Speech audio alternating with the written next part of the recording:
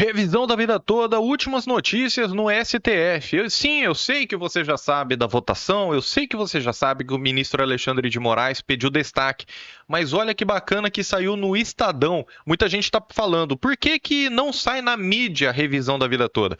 Bom, primeiro que não é do interesse do pessoal poderoso que você saiba dos seus direitos, que você entre com ação contra o INSS. Então, eles ganham quando o trabalhador é prejudicado. Só que o Estadão foi muito corajoso e publicou esse artigo. Olha só, Alexandre de Moraes intercede em favor dos aposentados e pede destaque na revisão da vida toda. Sim, a gente já sabe que ele pediu destaque. Eu sei que você sabe, meu amigo e minha amiga, você está bem informado, mas vamos aprofundar um pouco o estudo aqui na análise, para a gente não ficar só na superficialidade. Entendeu? Então, na última sexta do dia 1º de dezembro, com uma votação virtual acirrada no tema 1102, revisão da vida toda, o ministro Alexandre de Moraes, visando proteger os aposentados do retrocesso social sugerido pelo voto de Zanin, promoveu um pedido de destaque para levar o julgamento ao plenário físico. Então, aos que desconhecem a regra, o destaque interrompe o julgamento. O que é? Interrompe ou suspende? Interrompe, porque começa de novo, reinicia essa votação, preservando apenas os votos de ministros aposentados. No caso, o voto favorável da ministra Rosa Weber. Muita gente se pergunta, mas e o ministro Marco Aurélio, o Ricardo Lewandowski, né, a própria Rosa Weber? No mérito, nada muda. Nada muda, pessoal. No mérito, votos foram apresentados e mantidos. Mas o que a gente está falando agora? É do julgamento dos embargos de declaração.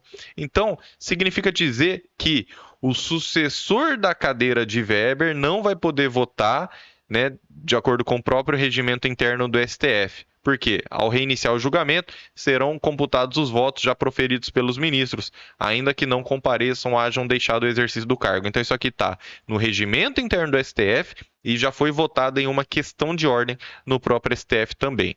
Então, é necessário uma breve introdução antes de chegar ao destaque do Moraes. Por quê? O ministro Zanin propôs a nulidade do acórdão proferido pelo STJ, que era benéfico aos segurados, para remeter os autos para aquela corte voltar a jogar fora 3 anos e meio de trabalho. Revisão da vida toda está desde junho de 2020, jogar 3 anos e meio de trabalho fora para começar de novo o julgamento no STJ.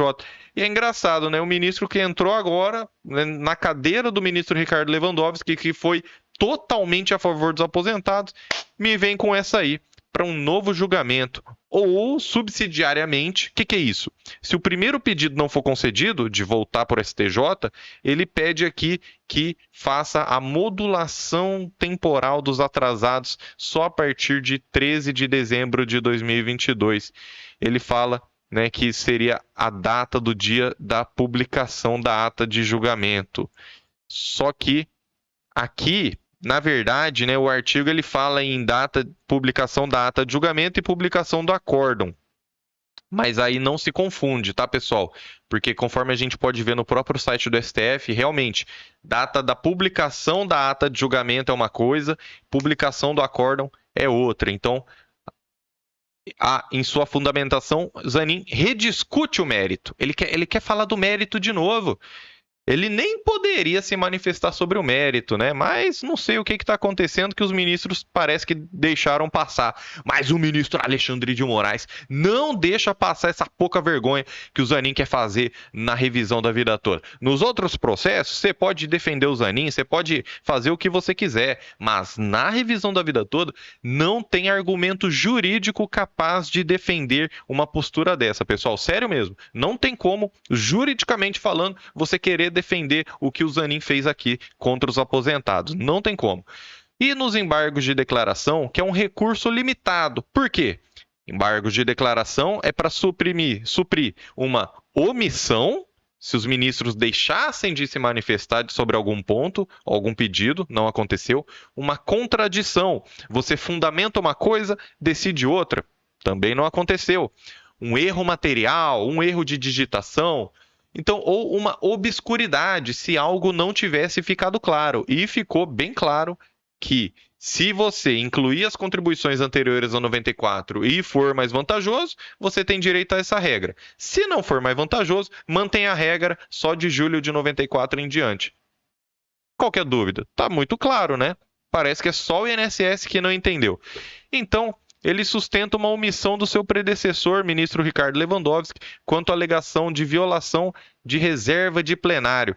Rapaz, quando eu estava na faculdade, mas para entrar na minha cabeça foi difícil. Aí quando eu fui fazer a minha especialização, pós-graduação em Direito Constitucional, né, pelo IDCC, ministros do STF e tudo mais, aí que eu fui começar a entender, me aprofundar nesse assunto, realmente. Então são matérias reservadas ao plenário. Tem algumas coisas que só o plenário de uma corte, ou a corte especial, no caso do STJ, poderiam decidir, como declarar a inconstitucionalidade ou afastar a incidência da lei.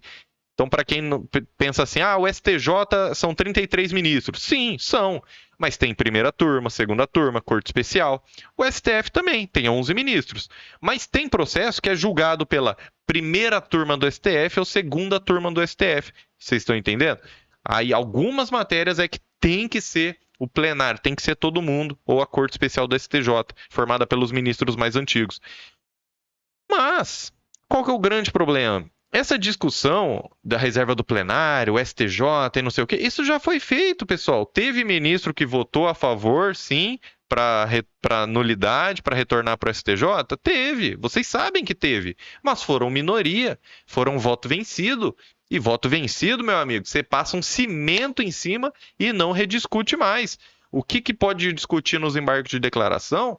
Modulação de efeitos, beleza, isso aí o STF em outros julgamentos já autorizou a União, o INSS, a pedir modulação de efeitos só na última carta na manga, só nos embargos de declaração, só no último recurso. Isso está autorizado. Então, pedir modulação de efeitos, eles podem pedir. Agora, os ministros podem discutir. Agora, as outras coisas não tem como, né, meus amigos? Os efeitos práticos do voto do Zanin assustaram grande parte dos juristas, porque abalam, com a devida vênia, todos os pilares do ordenamento jurídico. O ministro estaria revogando de maneira genuína e ilegítima a decisão do mérito proferida por Lewandowski, que acompanhou os relatores do tema em duas ocasiões. Então, o Lewandowski votou a favor dos aposentados no plenário virtual, e aí quando o Nunes Marques, faltando 20 minutos, 11h40 da noite, ele pediu destaque, aí o Ricardo Lewandowski novamente, no plenário físico, defendeu o voto favorável aos aposentados. Eu não sei aonde que está tendo omissão, meus amigos. Se alguém souber, explica aí para mim, porque eu não consigo entrar na minha cabeça. Ministro Ricardo Lewandowski, ele começou o voto dele falando: reafirmo meu voto que proferi no plenário virtual. E no plenário virtual, ele acompanhou o Marco Aurélio e o ministro Alexandre de Moraes, que, por sua vez, trataram da cláusula de reserva de plenário. Então, não tem como, né, pessoal? Então, diante dessa delicadeza do tema, estamos diante de um tema que afeta grupos vulneráveis e hipossuficientes, e o ministro Alexandre de Moraes, a fim de evitar que outros ministros fossem induzidos ao erro, exerceu o seu direito e requereu destaque para levar os autos à sessão presencial. Inclusive, por exemplo, se a gente procura aqui, tema 1102 no STF. Aqui, pessoal. Deixa eu colocar na tela aqui para vocês. Já está, né? Foi destacado no dia 1º e já está aqui oficialmente no site do STF, Após o voto vista do ministro Cristiano Zanin, né? O voto do ministro acompanhado pelo relator, divergente do relator, acompanhado pelo presidente aqui, tudo mais, beleza e tal. Já está aqui, já está oficial, não é verdade? E aí, nós esperávamos que outros ministros, coerentemente, não permitiriam a prevalência do voto do Zanin, dada a sua natureza catastrófica e inédita na história da Suprema Corte, né? Rapaz, o governo anterior botou o Nunes Marques, também sentou na janela, quis chegar causando, agora o governo atual põe o Zanin, que quer chegar causando. Aí vai ficar difícil, né, meus amigos? Só que, acertadamente, após Fachin e Carmen Lúcia acompanharem o voto da Rosa Weber, o ministro Moraes, por segurança, optou por interceder em favor dos aposentados nos autos, conferindo a seriedade que merece tal tema. E aí você pode se perguntar, né? Mas não estava 4-3 para os aposentados?